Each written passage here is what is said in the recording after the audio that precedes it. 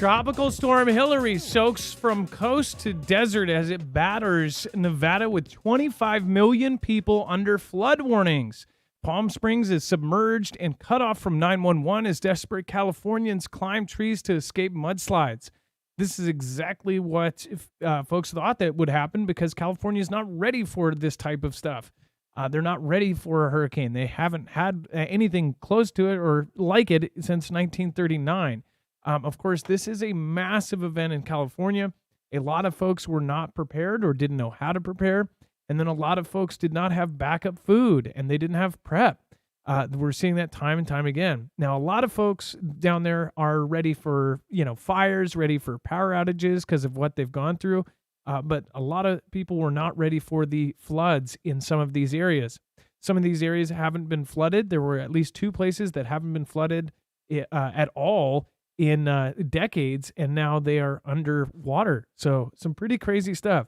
Tropical storm Hillary soaks from coast to desert, and Tropical storm Hillary is descending upon Nevada early Monday after striking large swaths of Southern California, leaving millions under flood warning and unable to call the emergency numbers.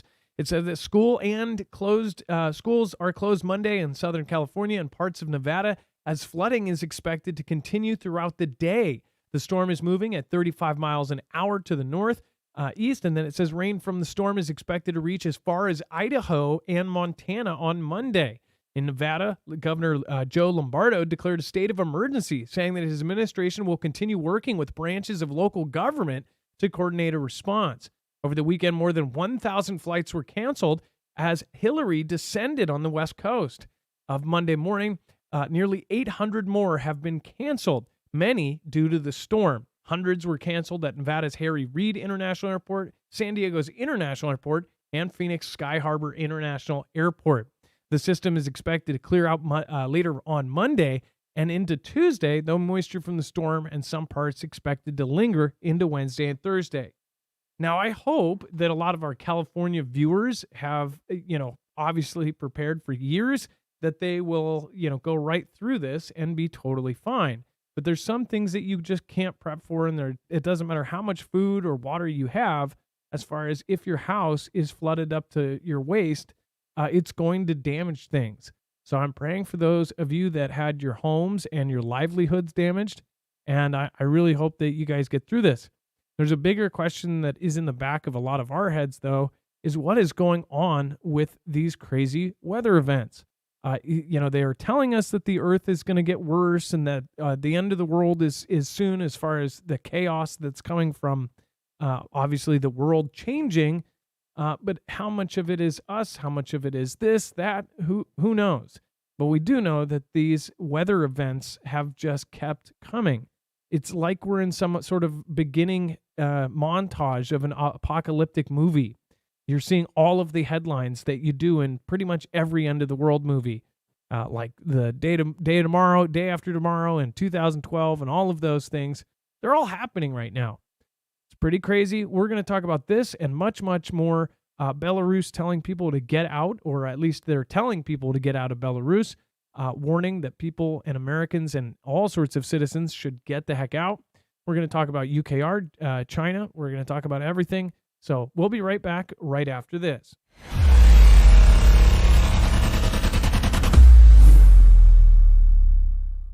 Nothing in this show should be considered legal, medical, or financial advice. The views of the callers can differ considerably and do not necessarily reflect my opinion, Dex's opinion, or anyone else who works with the show. You should always do your own research and consult with professionals. The internet is full of fake news, so please take everything with a grain of salt. If you have not already, it helps us out if you end up going through any of our affiliates, and it helps you out if you end up protecting yourself against cybercrime. NordVPN is one of the best and one of the easiest to use. If you do not have a virtual private network, it protects your IP address, which is your online identity, which actually connects to your real address and everything else. It also connects to you. If you know anything about how they are data logging and basically getting your profiles down, you can prevent that by having a VPN. Nord is, again, one of the easiest. Download it. It's like an on switch and off switch. All you have to do. Go to marfooglenews.com/VPN. Not only will you get a giant discount on this, but you will also be helping us. I appreciate your support, and I appreciate everyone that goes through any of our affiliates. Can't say thank you enough.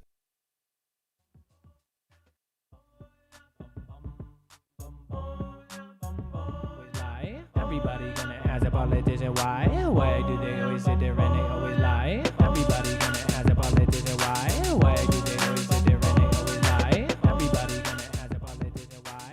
All right, what is going on, guys? It is Adam, aka Marf, and this is Marfoogle TV. We're going to go over everything that has happened in the last 24 to 48 hours. And of course, we're always going to have a full bibliography of all of our sources for it. So if you go over to marfooglenews.com, you will find a full list of all of our previous shows, all organized by thumbnail. You'll just look for today's thumbnail. This is insane. Weather chaos. Get out now. People warned to get out of Belarus and Dodgers Lake. We'll show you that here in a bit. But once you click on that, you will find a full bibliography of every single article, tweet, video, picture, document that we show you here on the show. Not only that, you, of course, have the Rezvani contest down at the very bottom, so make sure to go check that out in the overflow. There's all sorts of other great news. We'll hit that at the very end, so make sure to stick around. And then, of course, all of our mods are over at marfooglenews.com/friends. And, of course, all of our creator friends are down there as well. You have, of course, from Alaska Prepper all the way to Twisted Luck Truth down there, so make sure to go check out their channels. All of our mods keep it peaceful, so make sure to thank them during the chat and during the show. Okay, and then let's bring in my co-internet brother, Dex James. What is going on, and how are you doing today? Well, hello, Adam, and hello, Foogle fam. I'm doing just fine. A quick shout out. Thank you, everybody that has supported it this year. This year has been already quite a hard year. I only foresee it getting worse with everything that's about to happen with 2024 coming. And then, of course, all of the different things they have already told us they're about to change about a lot of these social networks. So thank you, everybody that has supported us via PayPal in 2023. We appreciate you. All right. And then, Dex, talking about Hillary, we actually have, I would like to go, let's see here. Yeah. So this thumbnail, I don't know if you guys noticed this, but that's not a... it's a little altered as far as the color goes, but that is a lake of water all around Dodger Stadium. This is like getting absolutely nuts as far as the photos and all of the different stuff that we're seeing from California. I guess the East Coast would be used to this kind of stuff, but not on the West Coast. They don't get this so widespread like this, these storms.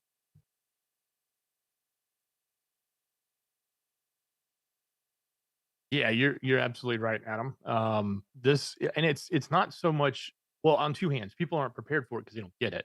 But at the same time, even the way the land, the water runoff, everything the way it's structured, since they don't get torrents like this, like what typically comes with a tropical storm or the remnants of a hurricane, and all of that waterfall, they haven't necessarily created the proper drainage and all of that to support it because they've probably never been through it. They haven't realized, okay, well, we need this or we need that. They have, seemingly done a decent job managing how to deal with the snow melt that comes from the mountains that then flows down through. A lot of that they've actually channeled through their areas so they could get water flow into the aqueducts and stuff, the aquifers. But the fact of a massive amount of rain like this, it's just not something that happens. So they're not used to it. Most people didn't prepare for it, but at the same time, even the infrastructure wasn't necessarily created for it because it's not normal. It's abnormal. It's absolutely abnormal. Just like when we had our 500-year flood here, we weren't ready for it. It's nothing we could have done. Roads washed away. They didn't build for a 500-year flood. They built for, typical weather in your area when they build and create infrastructure. Yeah, and that's why when I saw a lot of comments, and I think it just comes from pure not knowing. Different areas, you'll have the same disaster. Say Florida or some place on the East Coast goes through all the time, or tornadoes in Tornado Valley. Yes, there are places that happens all the time, but you have to take into account that they prepare for that. They actually build everything. The local codes are different because they build things different up to the standards, knowing that there's going to be hurricanes, knowing that there's going to be of course, storms in different areas. They don't do those kind of things. Like in Washington, I would say 80% of the homes don't have AC. Like a lot of the apartments don't have AC units. And if they do, it's rare because we don't have crazy heat. 70 degrees, all year round and raining. 50 to 70 degrees all year round. But whereas you go over to the Midwest somewhere, they have 100-degree weather all the time. They're prepared for it. They're accustomed to it. It's much more dangerous when people don't know what to do. Like if you're not in an area that floods or ever floods, then you're not going to know. Don't drive your car through the damn thing. So many people have wrecked their cars. Their cars are just completely destroyed because they thought, I could just drive through it. And then they go through the water goes into their engine, and then they're stuck.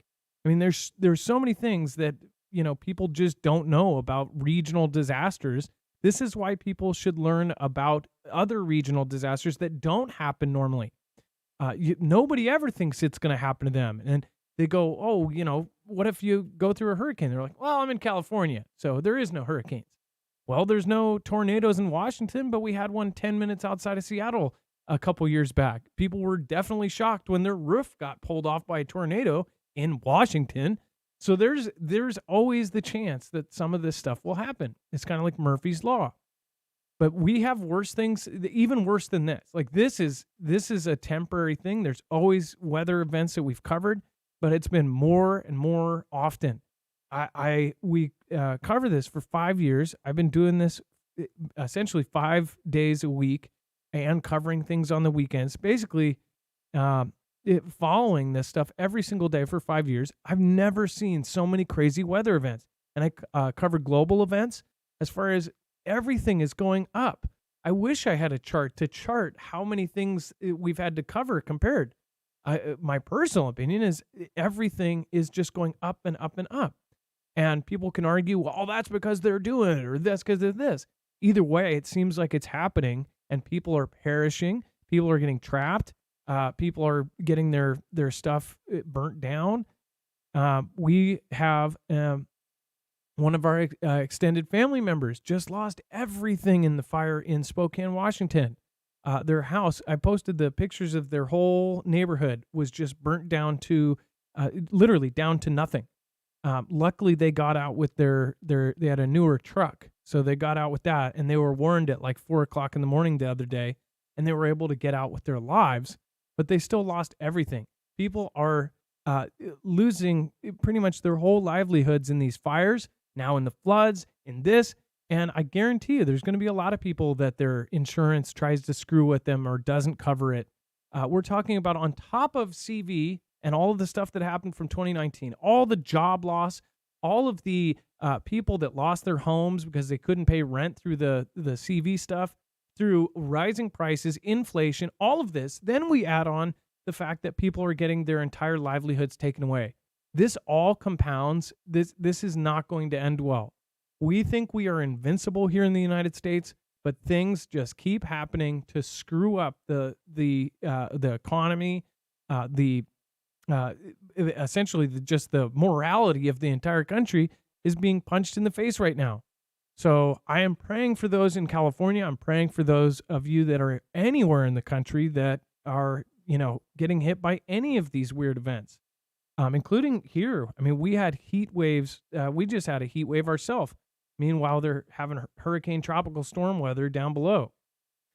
So if your house or if you were affected by this, let me know. Of course, I'd love for you to comment, email me, send us pictures, send us video. If you caught some crazy video at marfooglenews.com/playmyvideo. And then make sure also to go over and sign up for alerts. We, of course, have alerts over on marfooglenews.com, and you can sign up for notifications so you know exactly when we're going live. Thank you, everybody that is already in chat. Appreciate that. Over on D Live, we have Poca Loco, Cognitable, Karen from Columbus, One on B, Beer Juice, Peachy, Kiki Gray, and Michelle K, Johnson, and it looks like DFW Jackie is here. Thank you, guys. I appreciate your support over on D Live. And then thank you, Jennifer, Sammy, and then thank you, Cottage Farms. I believe you did a super chat over on the Marfoogle News short at the very last second. So I did not see that, and I apologize. Thank you so much for your support. Let's see here. I just want to make sure I'm getting that name right. Yeah, Cottage Farm. Thank you, and appreciate your support over on Marfoogle News. Hopefully you know about this channel as well. And then Some Bad Lieutenant and Bible Talk 777, Nana MT, and of course FG, Bad Apple Media. We have Sharon Davis, Lindy Lou, the Doge Bird, Be Real Beast, and many others. Great people in the chat. Thank you, everybody that just showed up. We have Brian Knight, one of my oldest subscribers, one of my original subscribers, Miss Dragon. What's going on? Heartbroken Survivor. How are you doing? I hope you're doing well, and I hope you're doing okay. I'm sure that I'm sure it's been crazy the last few months with everything that's happened to you. And then Chandra Walker, beautiful name, by the way, praying for all those in affected areas. We have Grant, WIS Jen. We have Darth V, Espiritu. We have Welcome to the Asylum, Yeehaw, and then Zelda Collins. Hi, Adam. God bless you and your fam. Well, thank you, Zelda. I appreciate that. Kelly Josie, Shastina, Jessica Minder, and everybody else that just came in. I appreciate you, and thank you so much for being here. And then we have a 5.1 earthquake at the same time as the storm and everything else that's hitting. Magnitude 5.1 earthquake rattles Southern California. And of course, it says a moderate earthquake shook a large swath of Southern California on Sunday, just hours after a tropical storm came ashore, bringing torrential rain. A 5.1 magnitude quake struck at 2:41 p.m., about 4 miles southeast of the mountain community of Ojal, about 80 miles northeast of downtown Los Angeles. Now, I actually saw a video, and I didn't get to click on it, but Dutch Sense said that it was directly under one of the stations or something. Do you guys know what he was talking about? I didn't get a chance to click on it before the show, but did anybody go and watch that? It was essentially saying that it said that the 5.1 hit directly under something, like it was I believe he's pointing out that it's odd where it happened. But it says there were no immediate reports of major damage or injury. The quake hit as authorities braced for tropical storm Hillary to move through the southern part.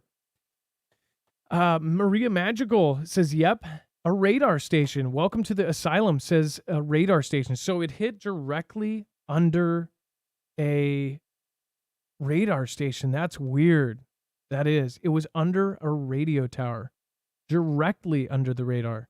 Heidi Porter, that is just weird. See, I just saw the thumbnail, and he says directly under the radar in it, and under the station. That's nuts. Well, you know, so for those that are new here, you should look up Dex. I don't know if we can find what the name of that accord was, but there was the accord, the treaty that the countries signed. And we always mention it, but there's so many new people constantly. Every time I mention it, people are like, what are you talking about? There was an agreement between countries that they would not use natural events like earthquakes and others as a weapon of mass destruction, because it was a weapon of mass destruction. They essentially admitted that they could start an earthquake, they could start a storm, they could start things, but they didn't have any control over it. And that was the big problem with it, because if they couldn't stop it, then it was considered essentially something that was just cruel and horrible and Geneva Accord type of stuff, that they wouldn't do it because they weren't able to stop it. Let's see here.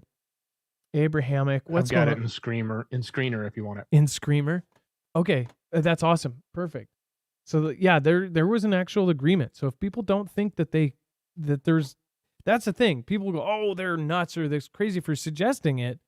I think that it should be just a known fact that the reason why people ask is because we know it is a possibility. And if it's a possibility, why can't we ask if that is, something that could happen? And let's see here. And this is a state.gov. This is a state.gov thing here. So let me show you here. Yeah, a lot of people don't know about this. And yeah, look at this. Look at this. U.S. Department of State. It says Convention of the Prohibition of Military or any other hostile use of environmental modification techniques. And in this, let's see here. I think it's down. defines environmental modification techniques as changing through the deliberate manipulation of natural processes, the dynamics, the composition structure of the Earth, include its biota, lithosphere, hydrosphere, and atmosphere, or of outer space.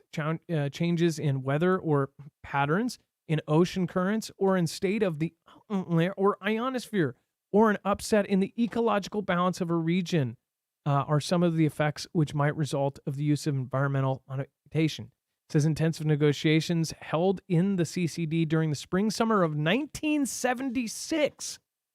This was all the way back then when they were talking about this. And you think now that they have newfangled computers and they have weaponized atoms and they have hadron colliders, do you think that they don't have the technology to be able to do some horrible things? Then I think that would just be pure ignorance and ignoring it. Dex, go ahead. Can you see the list of the signatories on there? Because I don't know if this has ever been updated because it is an archive, but there's some interesting names that are not on that list that did not sign. Is it down at the bottom? Oh, wait a second. So let's see here. Are these all the countries that did or didn't? Huh. I believe those are the ones that did. It's got the dates on when they did it. Okay. So Russia's there's no not China, listed, but it's there's no well, China yeah. either. Yeah. Yeah, like Russia's not listed, but it's under USSR, obviously. But yeah, I couldn't find China on there. Japan, neither. Republic of Korea. Yeah, none of those are on there. Pakistan. Yes. Sweden, Switzerland. That makes sense. Uruguay, Vietnam. Well, we used modification in Vietnam. They did rain. And that's the thing. They couldn't control it, though. They made it rain, but then it wouldn't stop raining. And then it slided everything out. And then the soldiers were basically in a swamp. So yeah, there's downsides to it too. But for people to think that that's like fringe, it has literally been talked about for what now 50 years, half of a century. They have been talking about this kind of thing. And they even agreed back 50 years ago or close to it that they wouldn't do it. And you think with all the crazy stuff the three-letter agencies do and don't, unclassified, do you think that there's not this kind of thing? That's why when we look at events like, huge boom booms that are caught on camera 50 places over, places like Beirut or Tianjin or something like that, it's like that's why we question if these things are happening for some reason, right? And then we have Moment. Iranian drones and speedboats swarm U.S. warship and docking ship with 4,000 troops on board during tense clash in the Persian Gulf. Dex, do you want to tell them what happened here? Well, we talk a lot about how things can easily heat up, and I'm shocked after. So this is just coming out. It's recent, but a lot of things with the military they don't necessarily publish as it happens. But they did put out a video. You can go look at it. There's some screenshots in here so you can see what it looked like. But imagine, a whole bunch of drones and Iranian ships with military on them, with weapons on them within inches, like literally coming up to our giant warships. At the same time, we're moving 4,000 troops on board with helicopters and other stuff. They had to bring them back on board. They had to return the choppers down. This is the kind of action that could easily escalate. I'm shocked that what we didn't hear was that they didn't take out all of these boats, with our heavy equipment that we could have probably easily done. And they just let them run around and torment them. But they literally were these speedboats, these drone boats were all literally swarming around our ship as we were loading and moving troops off in an international water. We weren't in Iran's territory. We were in international water. It was in the Strait of Hormuz, obviously. And this is also right at the same time that we've moved all of our ships in. Well, not all of, but we moved a significant number of ships in there. And we also brought a whole bunch of troops because we said, hey, we need to start protecting the oil ships that are going through. So, and it was even reported that they might even consider putting Marines onto civilian ships that are crossing through the Strait of Hormuz. So, all of that is happening, and this is the kind of escalation that happens that we don't hear about until obviously after the fact. But my point is, it shows just how close we are to kicking something off in the ME again, especially with a country like Iran. And here's the crazy part is this, and this isn't the main event, right? But we've all, if you know what I'm talking about with the Strait of Hormuz specifically, this could be set up for another event down the road.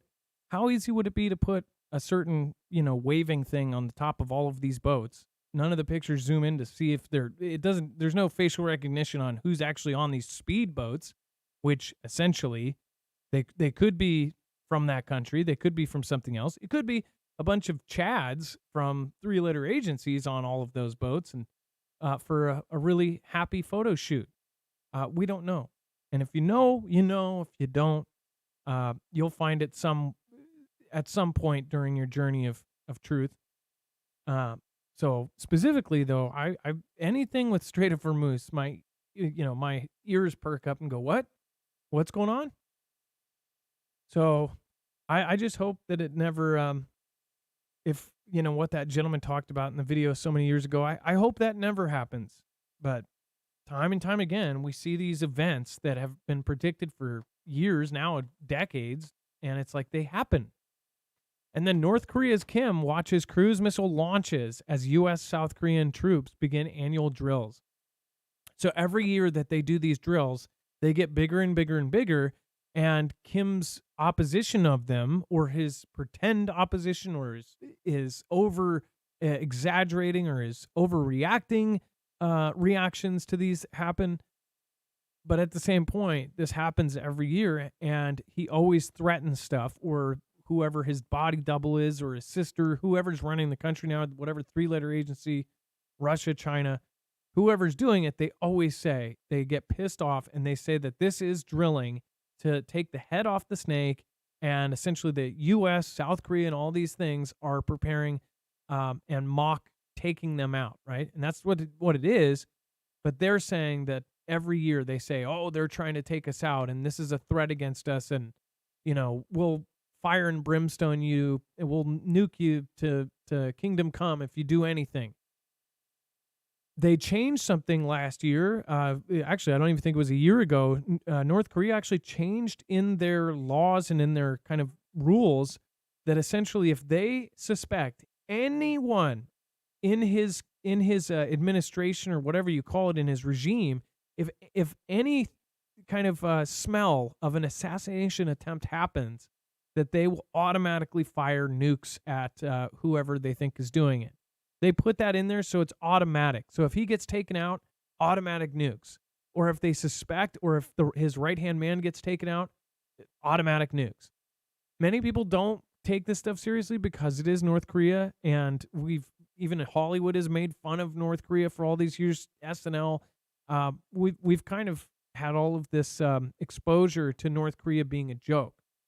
But many of the smartest people in the world believe that no matter if it's him running it, or if it's a puppet nation, something is very, very capable from there. We have military folks we've talked to experts.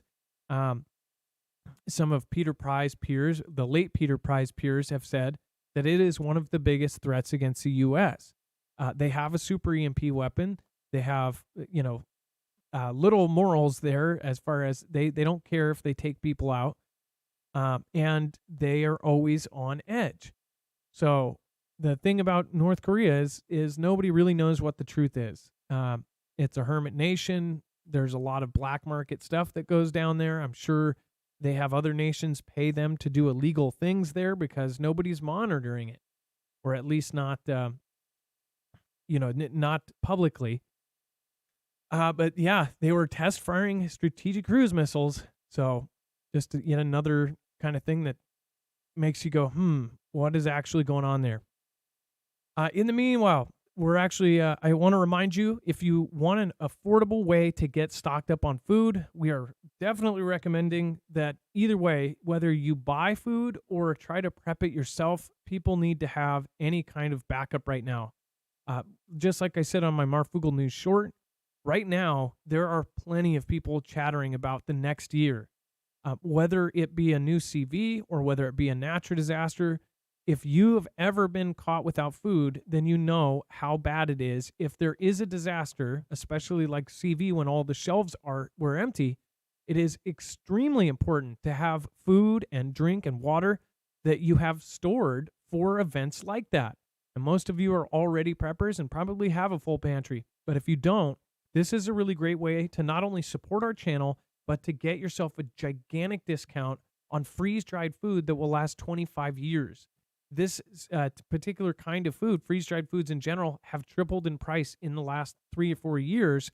So again, this is something that a lot of people would have loved to buy 4 years ago at a third of the price. But if you do buy it now, you don't have to worry about inflation for another 25 years. If you buy it now, in 3 years from now, if it's triple the price, you'll still have 20, 21 years left on the shelf life, and you'll still have that in your stocks. These are all sealed in Mylar bags, and then depending on what package you get, like if you get the three-month plan for now 25% off, the biggest discount they've done, then you will still have that 20 years left, and it will be dual sealed in a bucket as well. So these are really, really great. It does not take up very much space, and you can definitely get a lot in bulk. There are smaller packages as well. Make sure to go to marfooglenews.com/prep. I think that whether it be SHTF or just a local storm or hurricane or fire, tornado, whatever it is, this is most definitely going to come in handy if all of the stores are empty. Go to marfooglenews.com/prep. Thank you for doing it through us. Again, that is an affiliate, so when you go and support them, it helps support us with a commission, and that reinforces the growth of our channel and, of course, our family here. So thank you so much for doing so.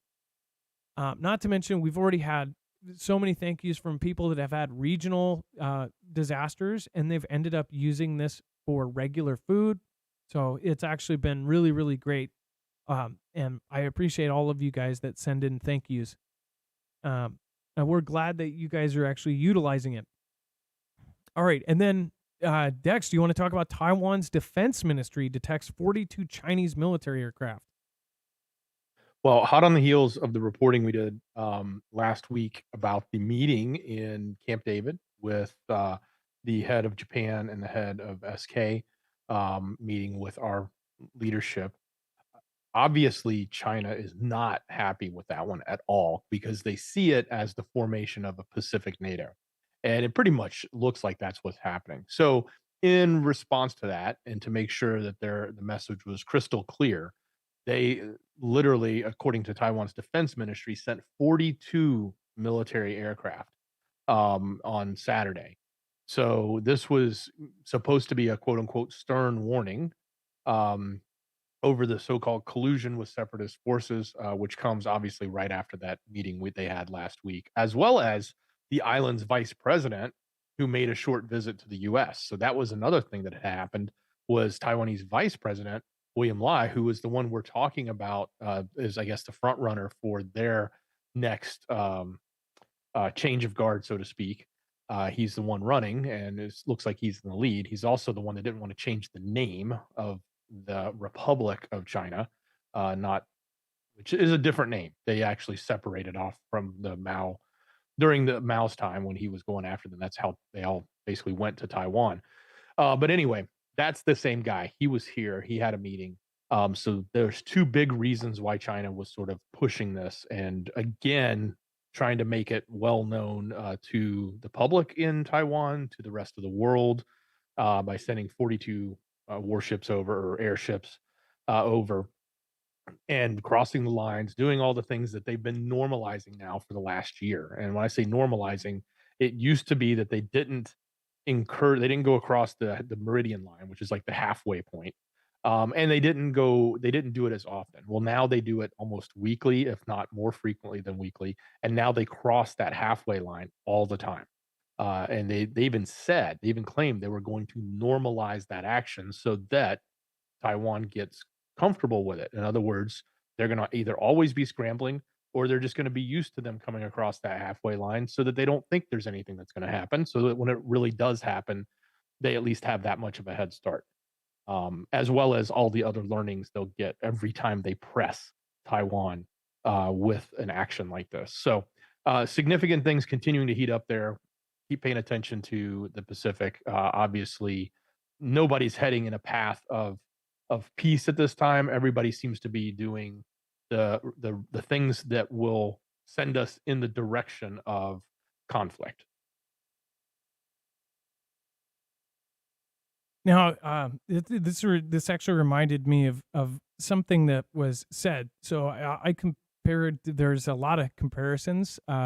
Xi has spoke about, and he's done a lot of things that make a lot of us think that he actually looks up to somebody like Mongolia's Genghis Khan, down to his Belt and Road Initiative, which is roughly kind of the same thing as Mongolia's Yellow Brick Road type thing, or the whatever Genghis Khan called it. And people said, well, Mongolia is its own country. It's not China. It used to be. And if you look at what he does and how Taiwan even split in the first place, there's even more depth there as far as, but Mongolia was a part of the, Mongolia declared independence in, after the Qing dynasty, the Qing, in 1911, Mongolia declared independence and achieved actual independence from the Republic of China in 1921. Shortly thereafter, the country became a satellite state of the Soviet Union. So that it's crazy how everything is tied together on all of this stuff, from Taiwan and how it actually separated, who were the people that founded that separation, goes all the way back. And there's like some really deep stuff here when you dig. But as far as Taiwan and this new leader, I said that, of course, I heard there was doubts about him, that if he gets into office, this new guy who's currently kind of the VP, whatever, that some think that he's been gotten to, like he's going to be paid off, and without a shot fired, Taiwan's going to just all of a sudden go, oh, no, we're part of China. I don't know if that's true because I'm not an expert on Taiwanese, government, but who knows? And then as China falls into deflation, the mood turns dark. When their government abruptly ended its harsh CV measures in December, which is so crazy to think about that they just recently ended all of their restrictions, many Chinese expected a robust rebound from pent-up demand.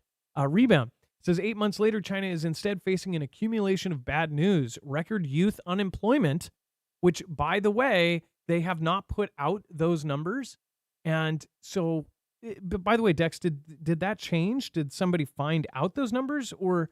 No, those numbers have been out for quite a while. And because they've continued to look bad, they decided to pull them from the public.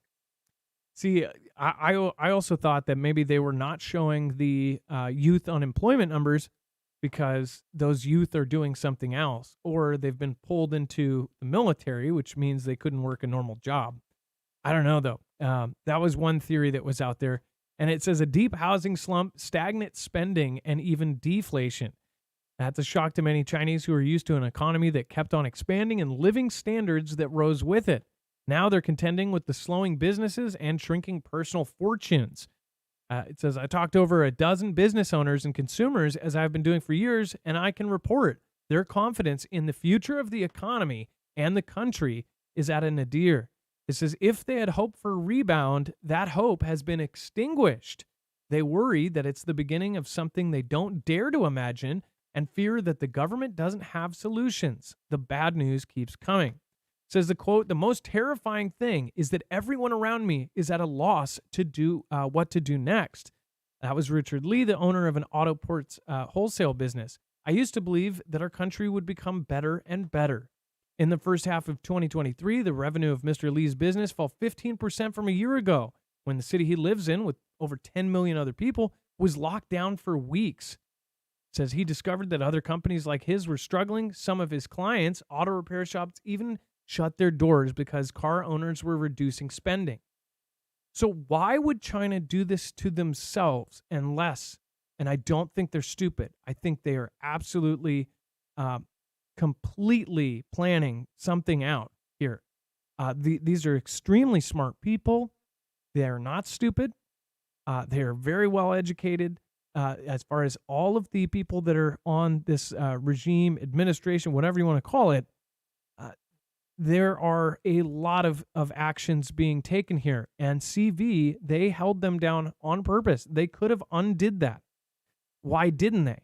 If you look back at the actual origin or the supposed origin of this thing, or the double kind of theory that they have that we made the thing, then it's very odd that they purposely held this thing down for almost 3 years.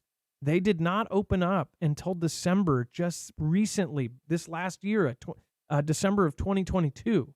They kept them at the worst point when we were locked down. They kept them all the way up until just recently at that level of lockdown. And worse, you had to have a green card to go to the grocery store. I mean, it went overnight. And they said that they stopped that because of the white paper revolution. Basically, people went out and protest with a blank piece of paper because they not dare write something on it. I thought that whole thing, something was up there. Maybe they locked down because they knew something about whatever it was. Now, fast forward, they have all of these rumors about crematoriums overwhelmed in the last year. And now they're talking about Eris and this new thing that's coming out right now that's worse. Who knows? We might be looking at something real that was test run. Something is very off about this. Not to mention everything with the geopolitics and the war between China, Taiwan, Russia, and Ukraine. We've got a lot of issues here. All of the other governments of the world, all of our adversarial governments are meeting. They're doing closed-door meetings. They're flying to each other's countries. They're working out currencies. And anything that has started a war quicker before is when anyone threatens the U.S. dollar. So I think that we're in for some craziness. Dex, go ahead. Well, some are suggesting that this is all part of a plan, and a plan that would support the rollout of changes across the globe, and that what we have to do is take all of the economies and put them in a state of such disarray that everyone is willing to adopt some change, significant change. I'm trying not to use some of those buzzwords. So this could be that's part of that script, if you want to call it that. That's what some are suggesting. I'm not picking this one one way or the other. I'm just reporting it in the sense that, we continue to see the economics and the numbers and the figures and everything not looking really well for China. But they don't look really well for the rest of the world either. I mean, don't kid yourself. So as much as we like to think everything looks great here, there's lots of reasons to think it's not. And there's lots of reasons to be concerned with some of the positive news that we even have here that we think we're pulling out of things. But I don't think we're, all the way out yet. Well, consider this, Dex. What if they know how to rebound from certain things? What if no matter what you think of China, all of these other countries are now dependent on China for many things, and not just the stuff that they only make in China. How can a country go from having 80% of their goods made for almost dirt cheap in China for peanuts on the dollar? All these companies have basically switched over. I mean, you can't even, there's just millions and millions of companies that essentially said, oh, well, we can manufacture this cheaper in China. When China was cut out of the equation, we saw around us what wasn't coming to the United States. It's not just us. It's Europe. It's all over the world. These countries are dependent on China manufacturing these things. So when they shut down manufacturing, they actually hurt the economies of everybody who is dependent on them. They could be purposely screwing over everybody's economies so they all collapse, and then they could have saved up money and built the largest military. So when everybody else collapses, they purposely collapse their own people and their own stuff. And this is just crazy theory. They purposely collapse it to collapse the rest of the world when they still, they of course have all of this savings in the bank, and they have one of the most draconian systems to control their people. So if things do get out of control, they can control them with facial recognition and shut off their cards and shut off their Social Security, shut off everything. and keep them controlled even through the worst situations. Who knows? CV could have been a test run to control it through the worst of disasters. At the same time, everybody else collapses. Then they come in with this savior thing and go, hey, we've got a gold-backed currency. We've got BRICS. Join us, because the U.S. is now collapsing. And U.S. is eventually going to collapse, or the U.S. dollar is, because it's literally printed. It doesn't have a backing anymore. It's not backed by gold. So it's basically printed off of debt. So the people knew eventually this is going to happen. And then you throw in there the global kind of institutions that have been running things and changing things. There's been tons of evidence that all of these different institutions have been working hand in hand with that country. Heck, you couldn't even suggest that a third party go in and investigate the origins. Otherwise, China would tariff your country. Australia did that. They said, hey, let's send in somebody else besides the 3-letter agency that was running the world for 4 years. Let's send somebody else in. Oh, okay, tariffs. They literally screwed them because they even questioned what was going on. Is this all part of a grander scheme? That's my question. And there are so many people out there and normal people that go, oh yeah, sure, the whole world is in on it. What if they were? We saw how fast they all got on the same page. And all the world leaders meet, and it's not that hard if you think about it, especially with how draconian every country has become. And then the Tu-22 backfired, destroyed in drone strike deep inside Russia. Dex, do you want to cover this real quick? So according to Russia, there was a fire at the base. They said they put it out and a plane was damaged. According to everyone else, a drone went in and took out a significant swing wing boomer, a Tu-22 M3 backfire, which is a pretty significant plane with a drone. And those are the two different claims. Obviously, when it comes, I guess the Russian side did say yes, a drone was there, but they shot it with small arms fire, and there was a fire afterwards, and then of course the plane was damaged, but they didn't say which one. But everyone else is saying no, the drone went in and took out a very expensive and critical plane, one of those big boomers that has the wings that kind of spread back. They contract in, and then they to the back of the plane, and then they spread out wide for flying. So that's the story. It's not just this. There's other things we'll talk about, but it seems like we're seeing, as much as we report the counter offensive not really gaining any inches, so to speak, or even feet or miles or kilometers or whatever measurement you want, we certainly are able to see a lot of the action coming from UKR as far as the drone work, which is, hitting little places here and there, from Moscow to others, taking out bridges, going after ships. They're, in the big picture, they're small dents, so to speak, in a big machine, and they're probably not as paramount as you would expect. They certainly make sensational headlines, and it certainly would be annoying to the military. It would be annoying to the leadership, like Putin and others, to have this happening on their territory, because then they have to deal with the psychological and the public affairs portion of this with their own population. Like, hey, don't worry about it, but oh, by the way, this thing just flew over and took something out, and that's kind of scary if that's in your backyard. So it's not minuscule in the sense that you can completely write it off, but it's also not going to change the outcome of the current conflict, in my opinion. Yeah, and as far as what is happening over there, there's been this long game. It seems like a setup to all of us. When we're looking at this stuff, we're looking at the patterns of before, and we see mainstream media as kind of how they trick 90% of civilians. But most of us look at it and go, are they lying right now? And we question things. So when we saw the mutiny, when we saw the Wagoneers go to Belarus, when we saw, Lukashenko go, oh, well, he's my good buddy. Oh, yeah, don't take him out. He meant well. He had good intentions. He's been my buddy for 20 years. I'll talk to him. Let me talk. buddy, can you just, chill? Take a chill pill, buddy. Come to my country. We'll fix it all. And then they're on the border with Poland. Poland is beefing up.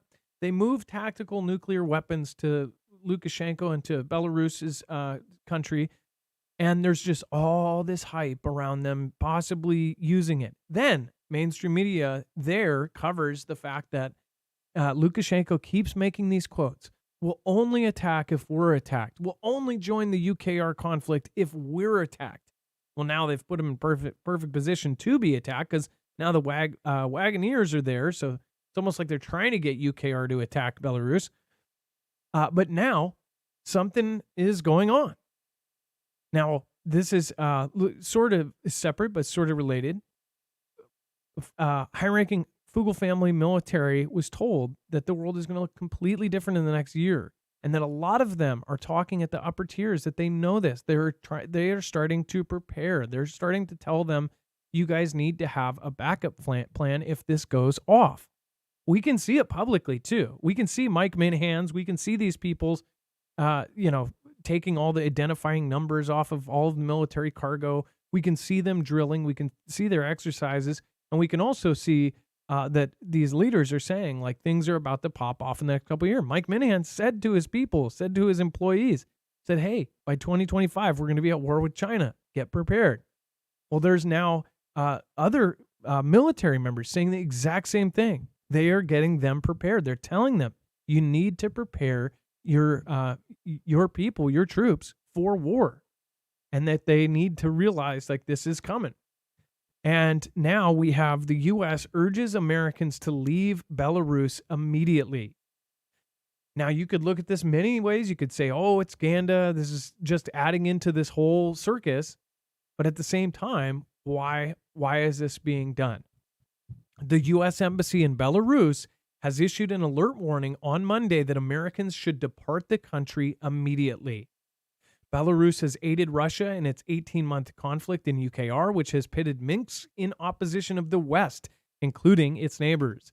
It says, do not travel to Belarus due to Belarusian authorities' continued facilitation of Russia's unprovoked attack on UKR, the buildup of Russian military forces in Belarus, the arbitrary enforcement of local laws, basically saying if you're American or something else that you're going to get arrested for no reason, the potential of civil unrest, and the potential, the risk of detention, and the embassy's limited ability to assist U.S. citizens residing in travel to Belarus is why you should get out.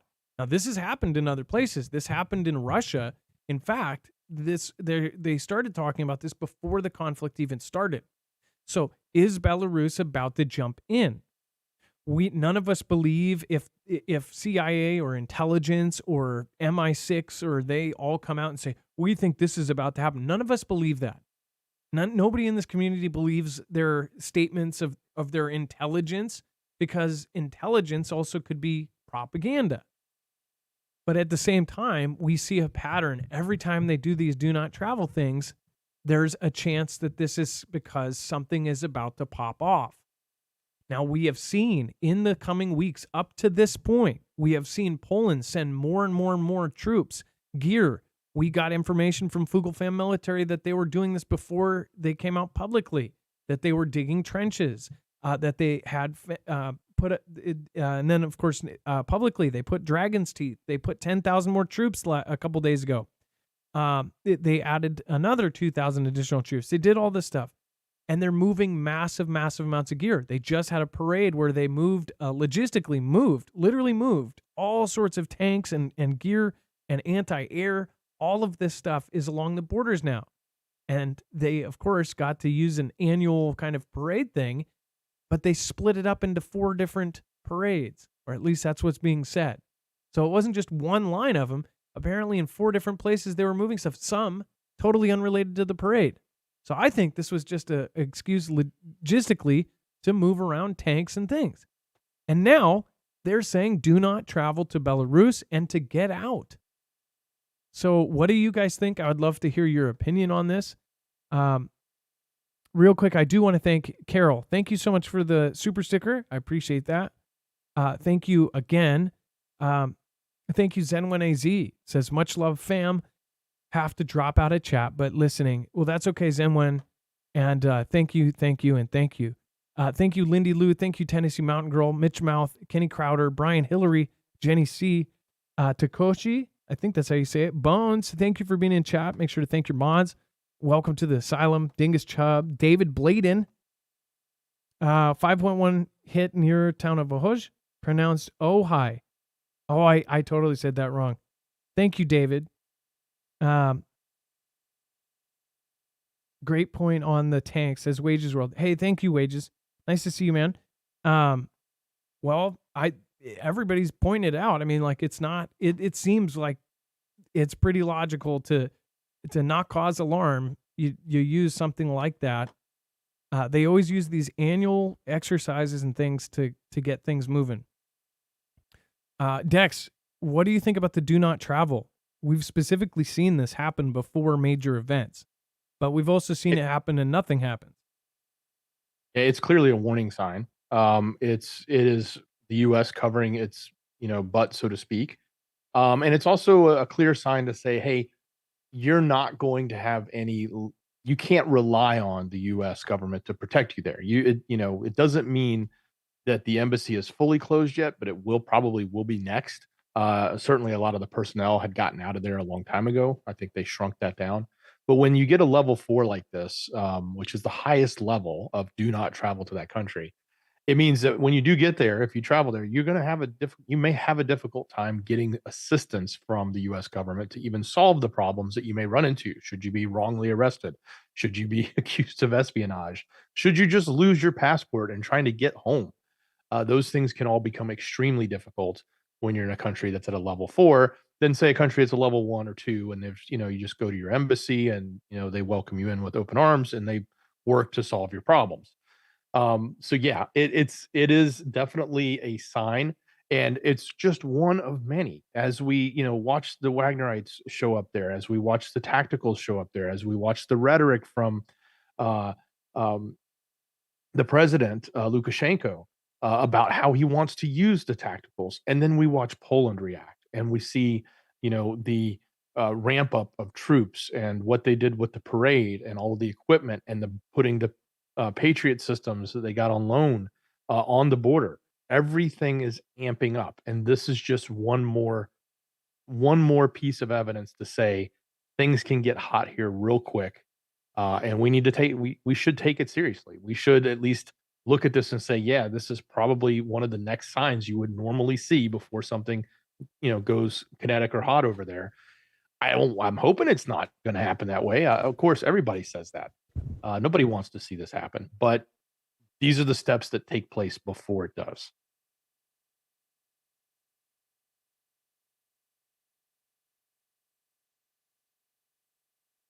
So again, pay attention to what's happening there. Pay attention to what's happening in Poland. That aside from the obvious hot conflict right now with UKR and Russia, we've got the remaining countries that are around there, like Poland and Belarus, that are rife for seeing an escalation. And as far as I'm going to just have to switch out something here, but as far as, so I think that everybody is at the point where they believe that everybody has hyped up the fact that it has been amping up for years now. So many people, it's kind of like the boy who cried wolf on a global scale. Everybody is essentially always hearing everything is hyping up. Everything is from people like myself, all my peers. But what they don't see is that if you look from now to 5 years ago, this is a global game. This is something that is so massive that takes years of planning that you can actually look and see the iterations and the changes that have been made over the years to literally to go towards this massive goal. These wars, if we have a World War III, it's going to be exactly that, a world war. It is not something that they can do overnight. They are setting up, they have think tanks trying to map out every move of this thing. And then, of course, there's Ganda, there's all of these different things, and they're trying to maximize money. They're trying to do all of these different things at the same time. But since people have heard for so many years, oh, things are getting amped up, they have gotten desensitized to it. They don't believe, and a lot of people just don't believe this is going to happen. And I believe that there is no way around it. All of a sudden, overnight, everything is going to change. And this is why we stress to you, you should have the mindset that, yes, hope for nothing to happen, but prepare for the worst. And that this is something that you should do responsibly over time. Get ready, because nobody else is. And all of these regular people that just believe the next day, if they say, oh, everything's fine again, people will literally just go back to business as usual in our world right now. You can't do that anymore. We're at a spot where we're already losing freedoms and we're not getting them back. And it's only going to get worse if they change leadership. If we all of a sudden have different countries running the world, it's going to change overnight. It's going to be such a drastic change that people will not be able to live their lives like they used to. And this is what is being warned by Marfoogle family, military. These are high-ranking military officials saying exactly that. It's not only in the public eye. It's not only in the private eye. It's not only in the chatter on the back end. It is literally being, you can see the reflection of the very richest people in the world preparing to ride this thing out, and they'll be just fine. Meanwhile, the regular people that are doing 9 to 5, they just hope for the best and think, oh, well, somebody will come save me. And these regional disasters, this is a good example of why if it's something small like this and they can't take care of you, how do you think they're going to do when it really goes down? And if you think that you're going to live another 50, 60, 70 years without seeing something like this happen, then you're crazy. If you think we're going to overnight evolve into a type 1 civilization and everybody's going to get along, then you are smoking. We are the most divided that we've ever been. People can't even talk to each other. You can't even say hello to a woman on the street without being screamed at and saying, don't talk to me. Like, it's going to be horrible. If you don't know what I'm talking about, go watch my Twitter and the videos I've been posting. It's absolutely nuts. People don't even want to be talked to. We're now in a country and in a world where it's not friendly, and it's only getting more and more disastrous.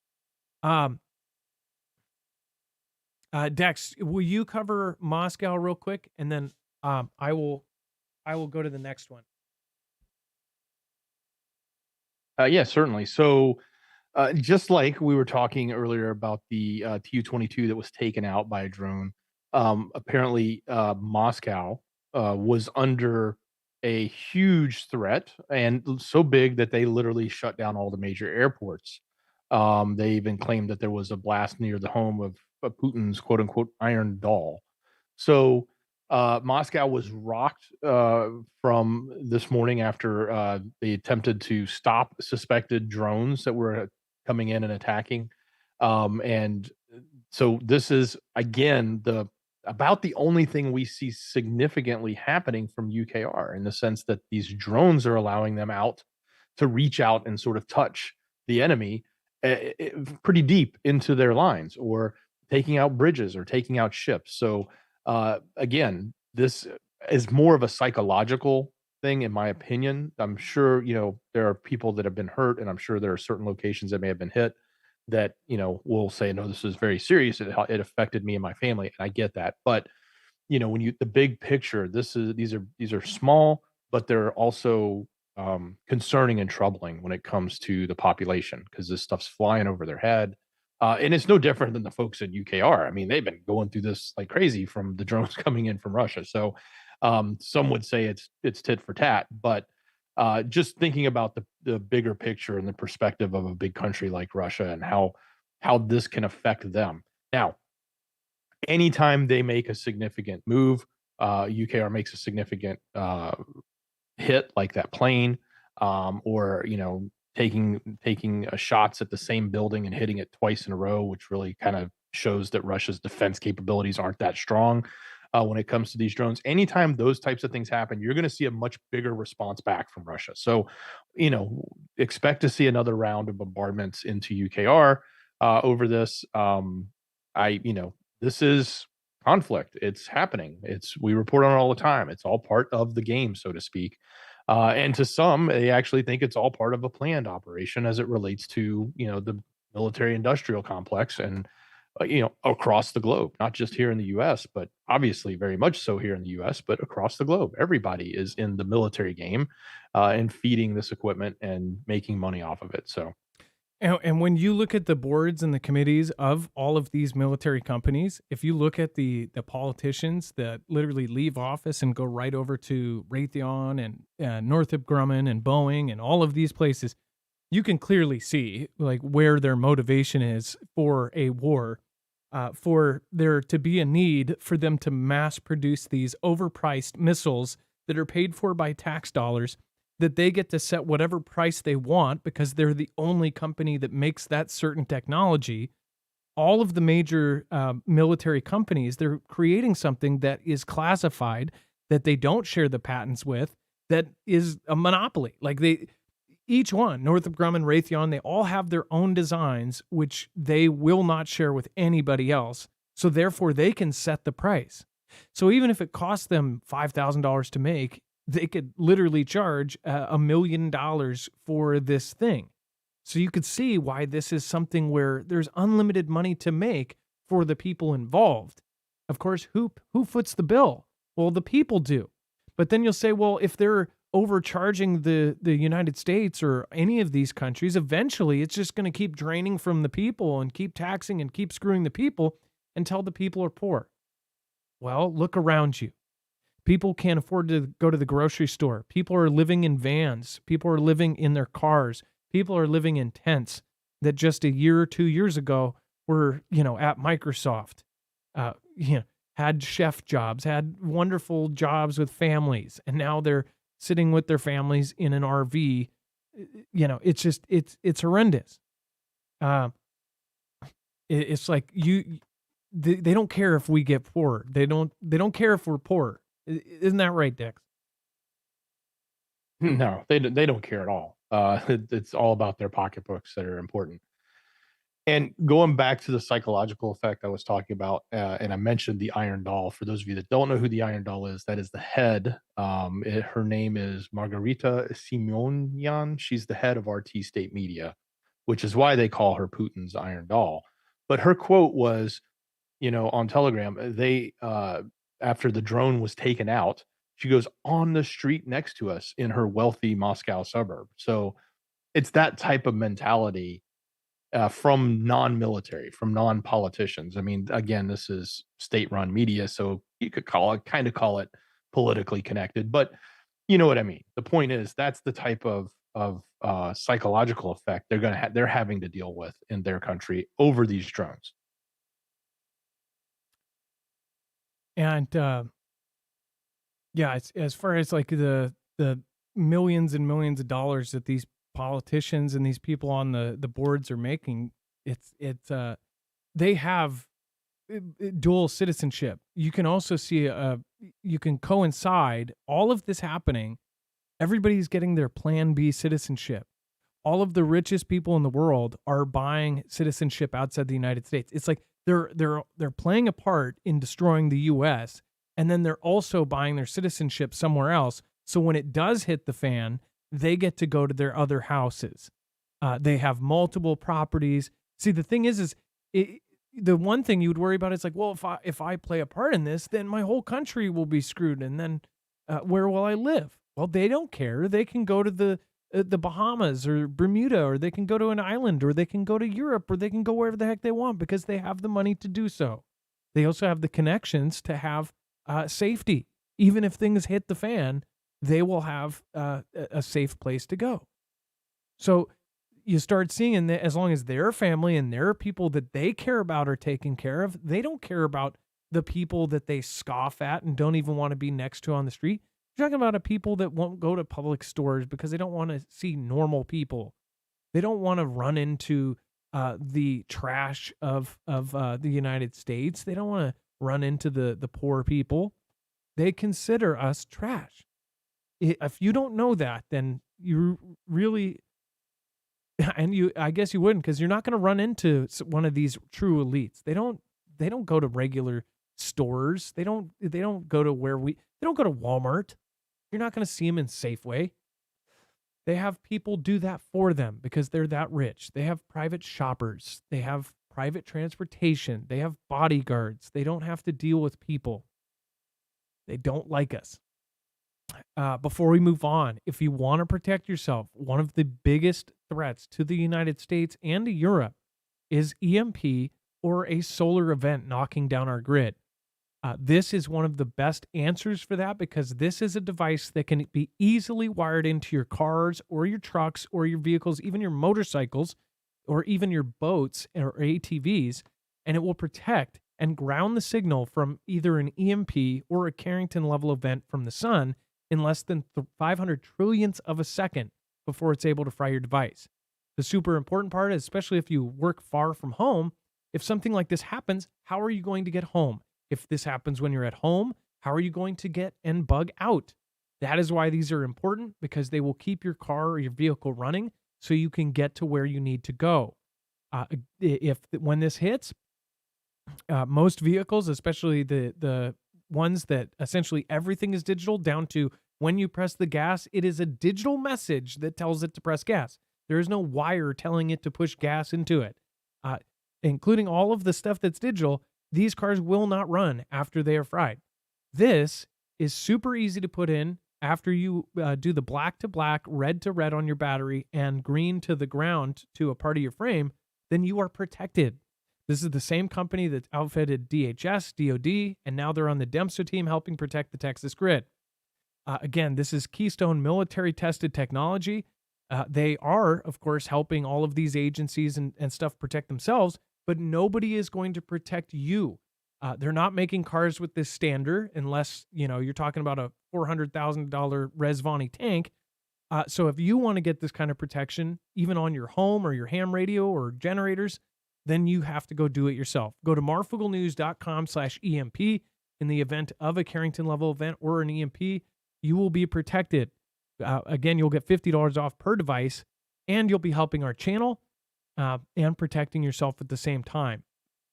That is per device. So if you have a few cars to outfit, this is the best deal because you will get a discount stacking on top of any sale on each device.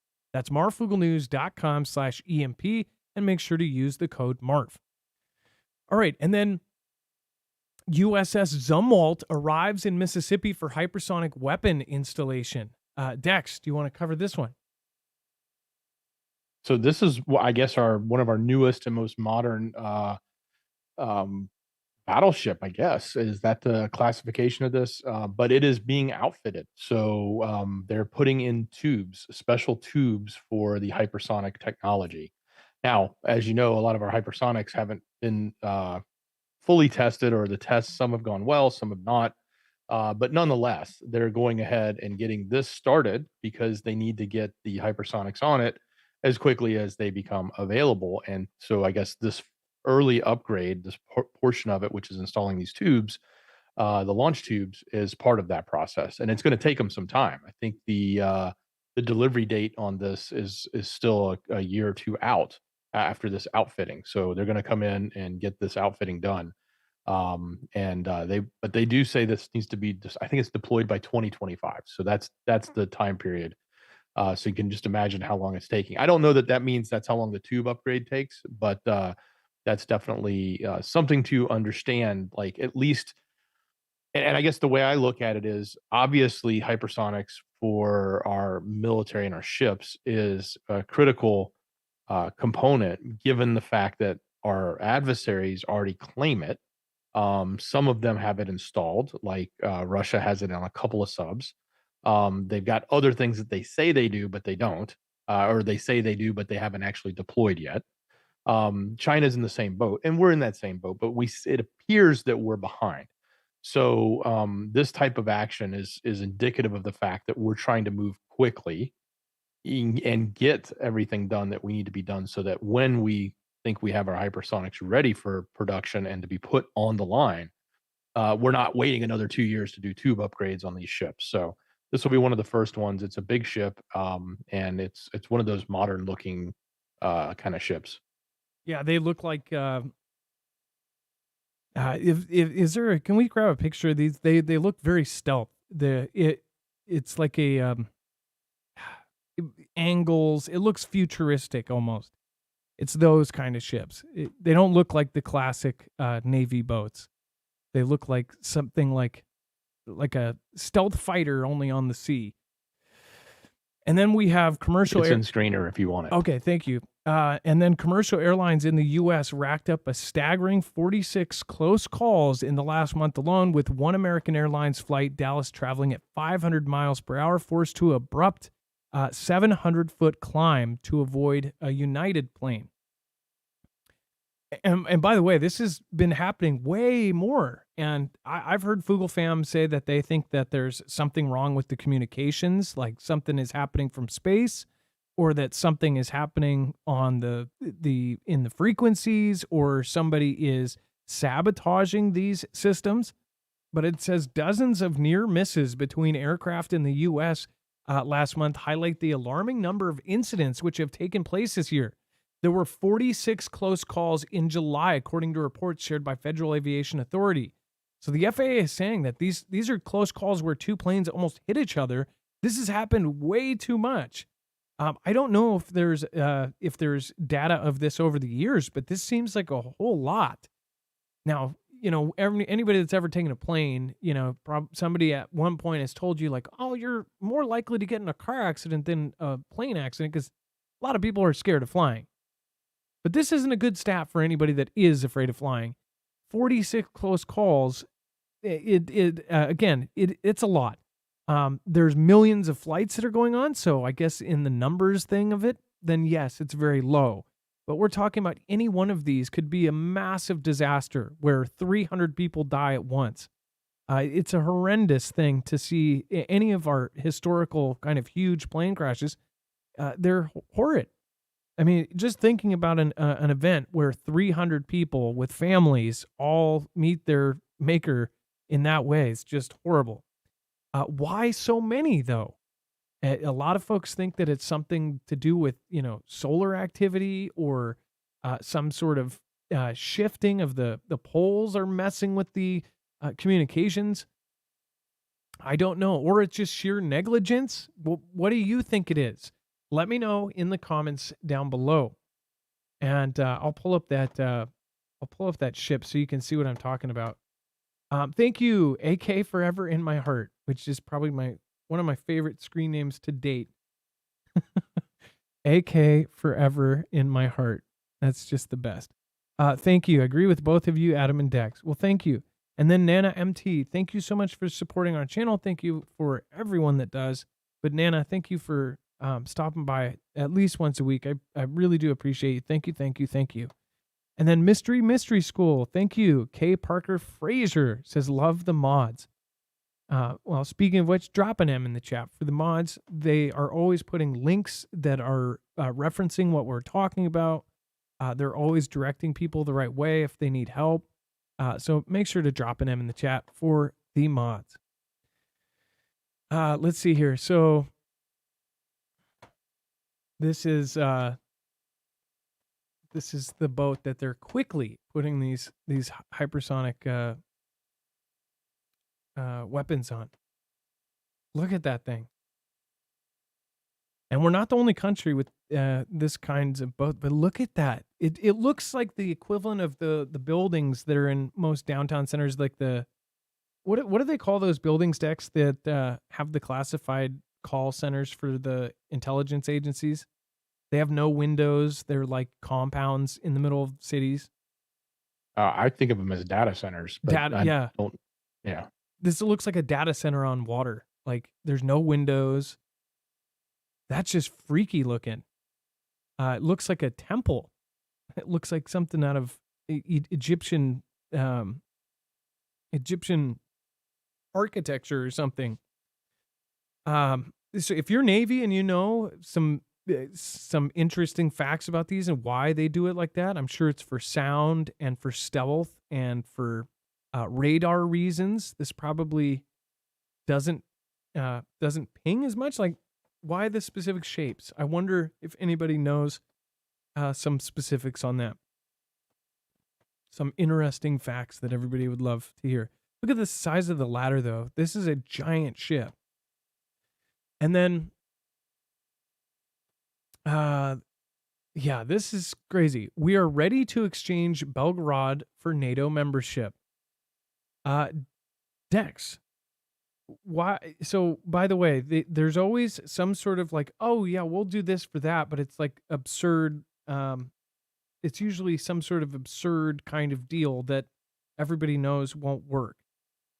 Well, yeah, Belgorod is not in UKR, so that's the joke. Yeah, it's in Yeah, Russia. this is Zelensky's way of sort of putting his nose up at Jens, who came out last week, as we reported, and said, "Hey, it might be one of those things that they need to negotiate some territories before they can come into NATO." And he was sort of thinking out loud, is what it appeared, in my opinion, but it also was indicative of what he was thinking, right? And so that was troubling, obviously, for UKR, because they've always had a hard stance of no, our sovereign territory is ours. We're not going to give it up, even going so far as to wanting to reclaim Crimea.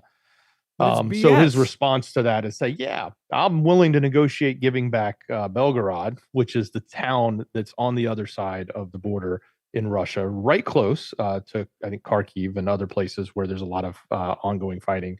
But his insinuating that, like, that because they have so much action there and they've pushed them hard in that area, that he would give that up to join NATO. So Who else is tired of hearing when if you know the truth, he's not in charge. The 9 people right underneath him all got relieved of duty for taking millions of dollars for themselves. Several people even under that got in trouble. The recruiters, even down all the way down to the recruiters of this country that were recruiting people for the fight, somehow were siphoning off millions of dollars. This guy is who if you know the truth, since 2014, people have known that other countries have been involved in not only picking who is in charge of this place, but this guy, all of his comments and his thing, like, I can't believe that a couple years ago during CV, like it wasn't even a couple years ago, where everybody was putting their profile pictures as him, and he was the hero, and all of this. It's like, how do people not see through all of this? And then the constant comments. Who else is tired of hearing these comments that basically further nothing? Like, this is like children fighting. They're always making jokes about. They're always cracking their jokes like, "Oh yeah, we'll do that when pigs fly" or something. It's like, meanwhile, all the people underneath them are going to war and basically taking out fathers and mothers left and right that will never, live again. I don't know. This is the craziest times right now. It's the most theatrical war we have ever seen. Do you guys remember a war being this theatrical between the people fighting it? It looks like one big soap opera. And Russian scientists who worked on failed moon missions suddenly hospitalized after demanding no cover-up over the crash. It says a Russian scientist who worked on Putin's disastrous moon mission has been rushed to the hospital after he demanded, quote, no cover-ups. It says top astronomer Mikhail Marov suffered a sharp deterioration in his health after the Luna 25 probe smashed into the lunar surface. Again, sorry about this. Something's grabbing my mouse here. This is so the Russia's probe, the Luna 25, crashed into the lunar surface, and they of course this happened, and he called for no cover-ups. Marov 90 was reportedly a key consultant on the mission and is one of the most respected physicists and astronomers in Russia. He is 90, mind you. He was an academic grandee and had worked on previous space missions for the Soviet Union. He had hailed the Luna 25 mission as the culmination of his life's work. Russia was once the leading force in space exploration in the 1950s, putting the first satellite and first man into orbit during the Cold War. But they were quickly overtaken by the U.S. in the space race, who put a man on the moon, supposedly, in 1969. Putin had personally ordered the Luna 25 launch, which would have been the first Russian lunar visit in 47 years. Vlad had been keen to reestablish Russia as the leading scientific power and to exploit space. the unmanned spacecraft instead crashed onto the surface of the moon after spinning out of control. And so he says, no cover-ups, and then has this thing. Well, he's 90, so it very well could be that he just did. But I'm sure if Russia did want to shut somebody up, if they're 90, it probably makes it super, super easy. Just send them a box of, butterscotch or something, put a little drop of something and this and that, and they're going to eat it. Yeah. I guess the solution to that is just butterscotch, right? But it could just be natural, or it could be, a very easily convincible, take this guy out and shut him up. What do you guys think? Let me know in the comments down below. And then let's see here. We have scientists concerned about unheard of conditions off the coast of England. We could see mass mortality. So I know a lot of you are not going to pay attention to this, and it is because we are all arguing about what is actually happening with everywhere, with Earth. And everybody is wondering who is doing it, what's doing it, if it's a cycle, whatever it is. The thing is I've covered this for 5 years, and I've covered mass die-offs. I've covered all of the odd events with birds falling out of the sky, with dolphins beaching themselves, whales coming up, in droves, their navigation systems getting messed up. A lot of folks think it's possibly the magnetic north shifting and screwing them up. People think it's pole shift. People think it's all sorts of other things. But also there are some odd events, which I have talked to some of the folks that actually study off of the Great Barrier Reef. I've talked to folks that are on the West Coast studying, of course, underwater events and marine biologists. I actually know several. And they said that they have noticed all of these crazy changes. More people are arguing about why these changes are happening. But one thing is if it is, this ecosystem that is, so carefully balanced, one thing we can see, and we can see for ourselves, is insects are disappearing, bees are disappearing, animals, their natural kind of navigation systems are getting messed up. We're seeing sharks where we've never seen sharks before, hammerhead sharks, which literally navigate with their magnetic compass. They're going all willy-nilly and they're recording all sorts of weird actions. And then you have whole species that are dying off. So they want to blame that on man. They want to blame it on whatever else. I do believe that there is a lot of weird events happening. But again, why is it happening? Well, now they're setting up for possibly a fake peace in the future or a real peace in the future where they're going to show us that animals are dying off. It says scientists are worried that the El Nino prolonged ocean heat up off the coast of England or Ireland will result in a massive death tolls for sea life, along with other terrible outcomes. That's because temperatures in the North Sea are already 5 degrees above normal, according to The Guardian. As conditions mount for continued ocean warming, it says the experts fear that sea life could be killed, off like forest dwellers are destroyed during wildfires. It's all part of the fallout from an overheating. So they're saying that this is because of that. Either way, this also could, a lot of folks think that it could be a cover-up for something else that's going on that is taking the lives of all of the animals. It says that the warming in the North Sea has been ongoing for decades. The Guardian reports the mercury rose to a record high this spring based on recordings dating back to the 1850s. It's part of a trend of ocean warm-ups during the past 3 decades. Some say, oh, well, this has happened so many times in history, this and that.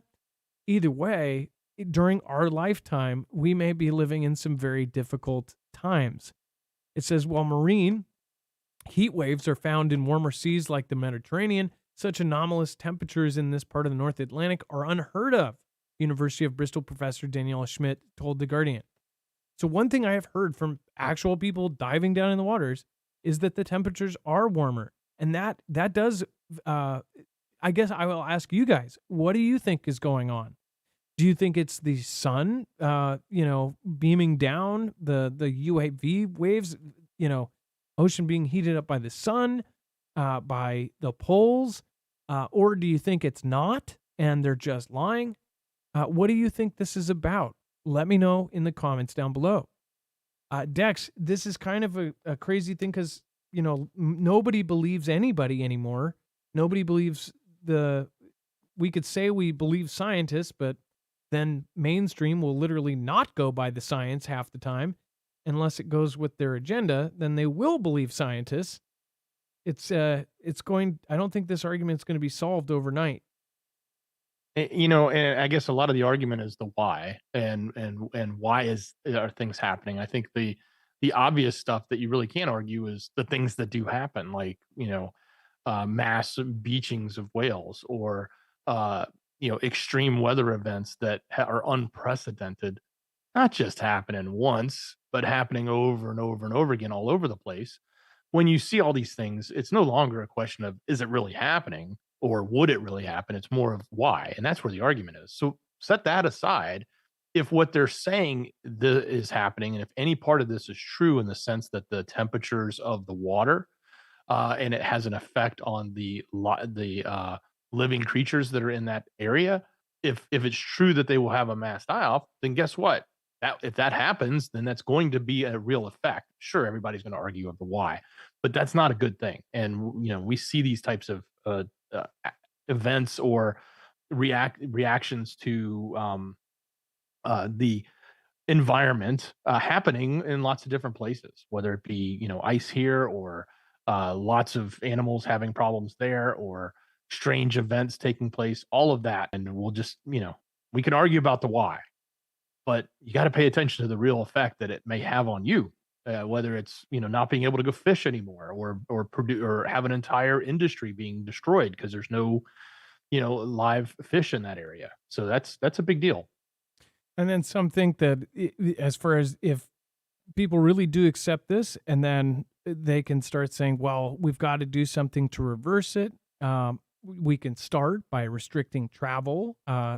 Fossil fuels and this air travel that you're doing is killing everything. So we need to start, we need to change the rules on that. So maybe you get one trip a year or something like this. This sounds so absurd, but people are worried about it because this is what's being suggested, that we all minimize our footprint, everything else. It's a crazy thought to think of. But the mass die-offs are happening, but also some think that maybe that's because of something else that's going on. Speaking of which, I didn't put this in the show. There was a piece that I put on Twitter that was talking about this NASA's new mission. It's like 2 months away from the quintillion asteroid. And 2 months from launch of the quintillion, this mission that's supposed to go to the quintillion-dollar asteroid or whatever. And I was thinking, man, if you've seen the movie Don't Look Up, I thought, man, what if this is actually happening in real time? That movie, I've talked about my crazy theories on that. As far as the Don't Look Up, there was all these weird similarities of 2018 and 2017 of President T-Man. They had Glenn Close, was it? Meryl Streep. They had her play essentially a female version of President T-Man. The celebrities they had in the movie, they had everybody kind of, there was like a real person in that time period that they were kind of parodying, right? And they even had in the timeline of things, they had that tweet of Elon Musk's showing an asteroid hitting through Earth. Where I'm going with this is that writer, the guy, Adam McKay, he normally does his bread and butter is doing true to life stories. He does these real life stories, and that's where he's won all of his awards. Well, this trailer that he did for that movie said based on true events, and then ... and it said that haven't happened yet. And they even had a character that was kind of like a Zuckerberg or an Elon Musk in that movie, and in that movie, I don't want to spoil it, but the rich kind of Zuckerberg Elon Musk says, oh, well, instead of this asteroid that's about to hit Earth, instead of, knocking it out of its way, why don't we try to get money off of it? It's got trillions of dollars worth of resources. So instead of knocking it out of the air, which they still had time to do, or knocking it off course, they said, oh no, let's try to mine it. Well, at the same time, after this movie comes out, we actually have the DART mission that happens where they hit and impacted an asteroid. And now we have this real mission going to try to, mine or to get information about this quintillion-dollar asteroid. And it makes you think, if there was an asteroid heading towards Earth, it would explain a whole lot of the actions by the very richest people. Now, I know that some people's beliefs are just going to completely put them on the opposite side of this, but there are so many weird hints from all of the people up above that there may be something going on that is not fixable. That's something like where they just need to get off planet. What do you guys think? Have you ever had the theory that maybe there's an asteroid they're not telling us about that's heading our way? It's a crazy thought, and I think that we're trained to go, oh, that's too nuts. But yet, science says it's real if you believe any of that. I guess accepted facts are that we get hit by asteroids all the time, or we get hit by meteors all the time. The big one, could it take us all out? What do you think? Let me know in the comments down below. And then before I move on, make sure to go over and check out Energy. If you don't have a backup power source, this is one of the best out there. This is actually the same generator that the Army is now trusting. They actually have a very specific one that won the SBIR Phase 2 contract, which is the new Flex Tactical. It's got built-in heaters, steel and reinforced core. Of course, it's got 1,500-pound latches, so this thing could fall off the back of a truck. This thing is literally built like a tank. And again, it is a solar generator, so it makes virtually no sound. Even at full capacity, when it's got its fans on, you wouldn't be able to hear this thing from 30 feet away. What's great about that is if we are in a SHTF situation, not only can you have this indoors and nobody's going to hear it, but you can also stay stealth. You don't want people knowing from 3 blocks away that you have power. Not only that, it gets its power from solar panels. You can charge it just like you want from the wall when we do have electricity and have it ready to go. If the power goes off, you can switch right over. Or you can get your power from the unlimited sunlight. Every single day the sun goes up, you're going to have power. So it's a great, great system. Again, solar is where many people are going right now. And this is one of the best out there. Go to marfooglenews.com/energy, INERGY. That, again, is now going to be shipped out as part of the SBIR Phase 2 contract with the Army.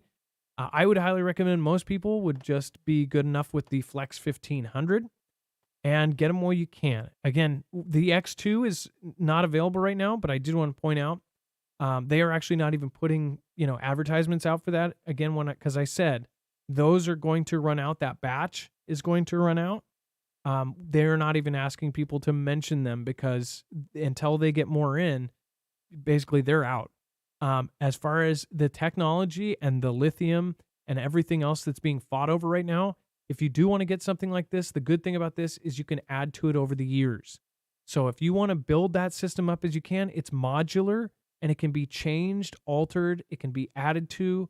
That's the best part. So again, as things go, you might want to build this up over time or just get it all at once. Go to marfooglenews.com/energy, INERGY, and I highly suggest you get a package with the folding panels. They're very portable and they are very efficient. marfooglenews.com/energy, INERGY. Make sure to use the code Marfoogle. You'll not only get a huge savings, but you'll help our channel at the same time. All right, and then let's see here. Let's see. Going over. I had one thing that I was going to show you guys here. It was a tweet, but I think it's not there anymore, huh? Well, I'll have to show you guys that tomorrow then. Let's go over the web-only decks, and there is a ton of stuff down here. And also there's the Rezvani tank.